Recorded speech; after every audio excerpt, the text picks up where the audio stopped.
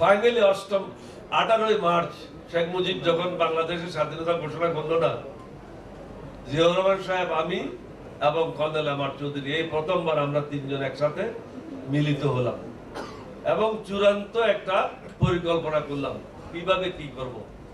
East Bengal রেজিমেন্টের দায়িত্ব দেওয়া হলো, তারা 20 বেলুচ রেজিমেন্টকে দমন করবে আর আমরা যে কোনো অবস্থার জন্য 8ম বেঙ্গল রেজিমেন্ট প্রস্তুত থাকবো। দেশের জন্য কি করা উচিত? আমি, আপনি সিনিয়র, আপনি বলেন কি করা উচিত। বলে বিদ্রোহ করলে কিরকম হয়? আমি, খুব ভালো হয়। ভালো যদি হয় তাহলে তুমি ট্রুপসের দায়িত্ব তো তোমাকে নিতে হবে। আমি দায়িত্ব নেবো, অফিসারদের দায়িত্ব নেব। আস্তে আস্তে আস্তে আস্তে অফিসারদেরকে একটু একটু বলা শুরু করলাম, দেশের এই অবস্থা, এই অবস্থায় কি করণীয়। কিন্তু আমরা যে বিদ্রোহ করবো এটা দ্বারে কাছেও নেই, শুধু দেশের এই অবস্থা হলে আমাদের কি করণীয়। আস্তে আস্তে আস্তে আস্তে মোটিভেশন করা শুরু করলাম। এখানে গুরুত্বপূর্ণ ভূমিকা পালন করেছিল আমার নায়েব সুবেদার কোয়ার্টার মাস্টার আব্দুল হামিদ, যশোর বাড়ি। তার মাধ্যমে আমি প্রত্যেক প্লাটুনে একজন দুজন রিক্রুট করলাম। রিক্রুট করে তাদের মাধ্যমে ট্রুপসের মধ্যে একটা স্থান করে নিলাম যে আমরা যদি বিদ্রোহ করে কখনো বিপদে পড়বো না। জিয়া সাহেবের সাথে একটা সম্পর্ক হয়ে গেল। জিয়া সাহেবকে তখন আমি বলি নাই যে কর্নেল আমার চৌধুরী সাহেবের সাথে আমার আলোচনা অলরেডি 2 মাস আগের থেকেই চলছে। 7ই মার্চের জন্য অপেক্ষা করলাম, মনে করলাম শেখ মুজিবুর রহমান স্বাধীনতা ঘোষণা করবে, কিন্তু তিনি স্বাধীনতার দ্বারে কাছেও ছিলেন না। তিনি চেয়েছিলেন পাকিস্তানের প্রধানমন্ত্রী হওয়ার জন্য, বাংলাদেশের না। তিনি স্বাধীন বাংলাদেশ চায় নাই, এটাই হলো বাস্তবতা। এটা আমি পরে বলবো আপনাদেরকে। জিয়াউর রহমান সাহেবের সাথে আস্তে আস্তে আস্তে আস্তে আরো খোলাখুলি ভাবে আলাপ শুরু করলাম। একদিন আমি জঞ্জুয়া সাহেবকে বললাম, আমি তো ভালো করে কোয়ার্টার মাস্টারের কাজগুলি বুঝি না, আপনি আমাকে একটু বুঝিয়ে দিতে হবে। বলতে, আমার কি এটা সময় আছে নাকি এটা বুঝিয়ে দেওয়ার জন্য? তুমি জিয়ার কাছে যাও। আমার তো উদ্দেশ্য ছিল জিয়া সাহেবের কাছে যাওয়া। উনি আমাকে বললেন জিয়া সাহেবের কাছে যাও। তো জিয়া সাহেবের কাছে গিয়ে আমি বইটা, বড় আলামটা খুলে হাতে আঙুল দিয়ে লাইনে লাইনে দেখাতাম আর দুজনে কথা বলতাম। এছাড়াও মাঝে মাঝে উপরে 3 তলায় বাথরুম ছিল, উনি বাথরুমে ঢুকতেন কিন্তু কোনো প্রস্রাব করতেন না। বাথরুমে ঢুকে দরজাটা একটু ফাঁক রাখতেন, আমি বাইরে দাঁড়িয়ে থাকতাম। এমন মনে হয় যেন একজনে প্রস্রাব করতেছে, আরেকজনে যাওয়ার জন্য অপেক্ষায় আছে। এইভাবে আমরা দুজনে কথা বলতাম। নিয়মিত আমাদের মধ্যে একটা আলাপ আলোচনা ছিল।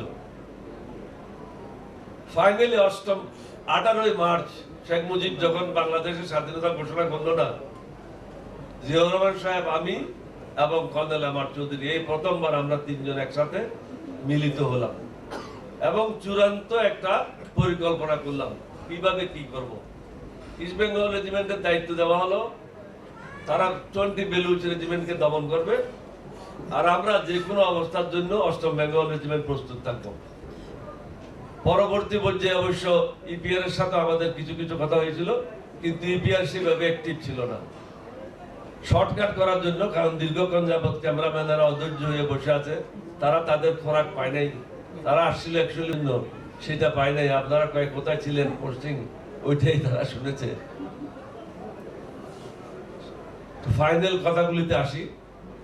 25শে মার্চ, এর আগে কিন্তু প্রায় প্রত্যেক ঘরে ঘরে বাংলাদেশের পতাকা উত্তোলন হয়েছিল। তখন বুঝলাম জনগণ আমাদের থেকে আরো অগ্রগামী, তাহলে আমাদের বুঝতে অসুবিধা ছিল না। এখন যদি আমরা বিদ্রোহ করি, আমরা একা থাকবো না। 24 তারিখে তৎকালীন মেজর খালেদ মোশাররফ, তিনি আসছিলেন চট্টগ্রামে। তিনি পাকিস্তান থেকে আসছিলেন, তার গাড়ি আসছিল বাই শিপে। ওই গাড়ি কালেকশন করার জন্য তিনি আসছিলেন। আসার পথে তিনি 8ম বেঙ্গল রেজিমেন্টে আসলেন আমার সাথে, এবং তৎকালীন মেজর জিয়ার সাথে একান্ত বৈঠক হয়। খালেদ মোশাররফ সাহেবকে আমরা বলে দিয়েছিলাম যে আমরা বিদ্রোহ করছি, আপনি 4 বেঙ্গলে যান এবং প্রস্তুতি গ্রহণ করেন, বিদ্রোহ আমরা করবো। যেদিন আমরা বিদ্রোহ করব, 25 তারিখ বিদ্রোহ হওয়ার কথা, ওই দিন সবাইকে, প্রত্যেকটা অফিসারকে আলাদা আলাদা গ্রুপ করে জঞ্জুয়া সাহেব বিভিন্ন জায়গায় পাঠাই দিলেন। আমি শর্টকাট করতেছি, এখানে আরো অনেকগুলি কথা আছে, ট্রেনের কথা আছে, এগুলি সময় নষ্ট হবে। জঞ্জুয়া সাহেব সবাইকে পৃথক করে বিভিন্ন জায়গায় দায়িত্ব দিয়ে পাঠিয়ে দিলেন। তখন আমার মনে হলো যেন আজকে রাত্রে ঘটনাটা ঘটবে, সবাইকে পৃথক পৃথক জায়গায় হত্যা করার জন্য এই ব্যবস্থাটা করা হচ্ছে। কিছুক্ষণ আগে ব্রিগেডিয়ার জেনারেল সাদেক বলছিলেন, জঞ্জুয়া সাহেব বললেন এবার আমরা নতুন ধরনের একটা বক্সিং কম্পিটিশন করবো। সবসময় তো বক্সিং কম্পিটিশন উপরে হয়, এবার মাটির নিচে হবে। তিনি 6 ফিট গর্ত করে 24 ফিট বাই 24 ফিট বিরাট আমাদের জন্য একটা কবর খোদাই করে রাখলেন, অর্থাৎ আমাদেরকে মারার পরে এখানে কবর দেওয়া হবে। তিনি এটা বক্সিং রিং বানাইলেন মাটির নিচে। জিয়া সাহেব সকালবেলায় পাশে একটা ছড়া ছিল, আমরা করলডাঙ্গা পাহাড়ে গেলাম। ছড়াতে গিয়ে সবাইকে বলা হলো অজু করে আসো। অজু করে আসে সবাই শপথ বাক্য পাঠ করলো, বাংলাদেশের প্রতি আনুগত্য প্রকাশ করলো, এবং আমরা ট্রুপসদেরকে বিভিন্ন ভাগে বিভক্ত করলাম। সাদেক সাহেবের নেতৃত্বে একটা প্লাটুন দিয়ে ওনাকে পাঠানো হলো সীতাকুণ্ডে। তখন তো আমাদের ট্রুপসের সংখ্যা লিমিটেড। সীতাকুণ্ডে পাঠানো হলো যে কুমিল্লার থেকে কেউ যদি আসে আপনি বাধা দান করবেন যতক্ষণ পারেন। মেজর শওকতের নেতৃত্বে একটা কোম্পানি পাঠানো হলো চট্টগ্রাম বন্দরে। মেজর হারুন আমাদের সাথে এসে যোগ দিল ইপিআর থেকে, তাকে দায়িত্ব দেওয়া হলো কোর্ট বিল্ডিং এ। লেফটেন্যান্ট শমশের মুবিনকে দায়িত্ব দেওয়া হলো চট্টগ্রাম মেডিকেল কলেজ এলাকাতে। সবচেয়ে পিছনে এলাকা ছিল চকবাজার, চকবাজার দেওয়া হয়েছিল ক্যাপ্টেন খালেকুজ্জামানকে। এইভাবে আমরা 8ম বেঙ্গল রেজিমেন্টকে সমগ্র চট্টগ্রামে সরাই দিই। এখন আপনাদের মনে একটা প্রশ্ন রাখতে পারে, আপনারা ট্রুপসের সংখ্যা কম, অস্ত্র ছিল না, আপনারা একসাথে না থেকে তাহলে বিভিন্ন জায়গায় গেলেন কেন? আমরা বিভিন্ন জায়গায় এই জন্য গেলাম শত্রুরা যেন আমাদেরকে অ্যাসেসমেন্ট করতে না পারে। আমরা তো সমগ্র জায়গায় যেখানে থাকা 9 ইস্ট বেঙ্গল, যেখানে থাকা 8 বেঙ্গল, অর্থাৎ 8 বেঙ্গল 200-300 লোক না, আমরা 1000 লোক। তখন শত্রুকে এটাই বোঝানোর জন্য যে আমরা সর্বত্র আছি। পরে উনি অবশ্য দুর্ভাগ্যবশত 2 দিন পরে বা 1 দিন পরে ভয়ানক একটা অ্যাক্সিডেন্ট হলো। জানে যে বেঁচে গেছে, এটা আল্লাহর মেহেরবানি।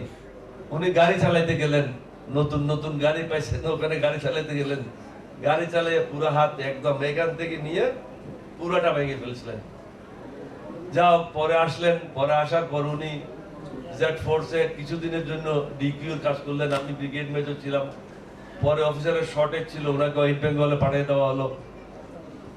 আমি এগুলি শর্টকাটে বলার উদ্দেশ্য হলো, আমরা যদি বিদ্রোহ না করতাম 3 জনে মিলে, Ziaur Rahman, colonel M R Chowdhury, আমরা যদি বিদ্রোহের পরিকল্পনা না করতাম, তাহলে শেখ মুজিব বাংলাদেশ স্বাধীন করতে পারত না এবং স্বাধীন হতো না। 8ম বেঙ্গল রেজিমেন্টকে বাদ দিয়ে, আমি আবার বলি, কোন ইতিহাস যদি লেখে এটা অন্যায় করা হবে। আপনারা আগামীতে মিট এন্ড গ্রিট করবেন না, আপনারা বলবেন reunion of 8 Bengal, the pioneers. এটা নাম দিয়েছিল কে জানেন নাকি? দুর্ভাগ্যের বিষয় যে আমাদের হাতে নিহত হলো আব্দুর রশিদ জঞ্জুয়া, সেই নাম দিয়েছিল পায়োনিয়ার, পাঞ্জাবি ছিল। আমরা পায়োনিয়ারের কাজ করছি। জঞ্জুয়া নিহত হলো, বাংলাদেশ স্বাধীন হলো, যুদ্ধ শুরু করলেন, আপনারাই যুদ্ধ শুরু করলেন। জিয়াউর রহমান এই যুদ্ধের নেতৃত্ব দিল, স্বাধীনতার নেতৃত্ব দিল, পরে সামরিক বাহিনীর নেতৃত্ব দিল, দেশের নেতৃত্ব দিল, দেশে একটা স্থিতিশীল অবস্থা ফিরিয়ে নিয়ে আসলো। তারপরে এরশাদ ষড়যন্ত্র করে বিদেশিদের সাহায্যে, আমি এটার উপর বই লিখতেছি, এরশাদ দি কিলার। এরশাদ হলো সমস্ত কিছুর মূলে, নষ্টের মূলে। এই লোকটা বাংলাদেশকেও ধ্বংস করে গেছে, নিজেও ধ্বংস হয়েছে, নিজের পরিবারকেও ধ্বংস করেছে এবং নিজের দলটাকেও 12টা বাজিয়ে চলে গেছে। আমি বহুদিন আগে থেকে বলছিলাম, মাইনাস এরশাদ নো জাতীয় পার্টি। জাতীয় পার্টি মানে এরশাদ, এরশাদ মানে জাতীয় পার্টি। ও থাকবে না আর এই পার্টি থাকবে না, এখন নাই দেখছেন, আগামীতেও থাকবে না। আপনাদেরকে আমরা বলবো, আপনারা হলো গর্বিত সৈনিক, not officer. We are all soldiers, we are all soldiers of pioneers and proud soldiers of pioneers, যারা বাংলাদেশের স্বাধীনতা এনে দিয়েছে। অন্য কেউ বিদ্রোহ আগে করে নাই। আমরা বিদ্রোহ করেছি 25-26 তারিখ রাত্রে 11:30 12টার দিকে। চতুর্থ বেঙ্গল ছিল সবচেয়ে কাছে, ব্রাহ্মণবাড়িয়া, ক্যান্টনমেন্টের বাইরে, নো রিস্ক, কোনো রিস্ক ছিল না। এবং তারা জানতো যে আমরা বিদ্রোহ করব, খালেদ মোশাররফকে বলা হয়েছিল, কিন্তু তারা বিদ্রোহ করেছে 29 তারিখে। তাহলে কেন 29 তারিখে বিদ্রোহ করলাম? আমরা 26-এ করলাম, তোরা 29 তারিখ 3 দিন পরে কেন করলাম? অর্থাৎ তারা সব তথ্য পাওয়ার পরেই তারা বিদ্রোহ করলো। আসেন second Bengal regiment. Second Bengal regiment ছিল জয়দেবপুরে। জয়দেবপুর ছিল ঢাকার কাছে। তাহলে ঢাকাতে যখন গোলমাল হলো, সাথে সাথে জয়দেবপুর থেকে আক্রমণ করার কথা, কিন্তু জয়দেবপুর থেকে কেউ আক্রমণ করে নাই। সেকেন্ড বেঙ্গল রেজিমেন্ট বিদ্রোহ করেছে 29-30 তারিখে। ফার্স্ট বেঙ্গল রেজিমেন্ট বিদ্রোহ করেছে 30-1 তারিখে যশোরে, তাও ক্যাপ্টেন হাফিজের নেতৃত্বে একটা অংশ। কারণ সিও তিনি পলাই গিয়েছিলেন, তিনি বিদ্রোহ করেন নাই, বাঙালি সিও। থার্ড বেঙ্গল রেজিমেন্ট ছিল অনেক দূরে, সাইদপুরে, তারা বিদ্রোহ করেছে প্রথম সপ্তাহে। অর্থাৎ 8 বেঙ্গল বিদ্রোহ করেছে, এটা সবাই দেখার পরে, সফল হয়েছে দেখার পরে, শুধু দেখার পরে না, বিদ্রোহ সফল হয়েছে দেখার পরে, নিশ্চিত হওয়ার পরে, বাকি ঘোষণা শোনার পরে, তখন তারা ঘর থেকে একে একে বের হলো।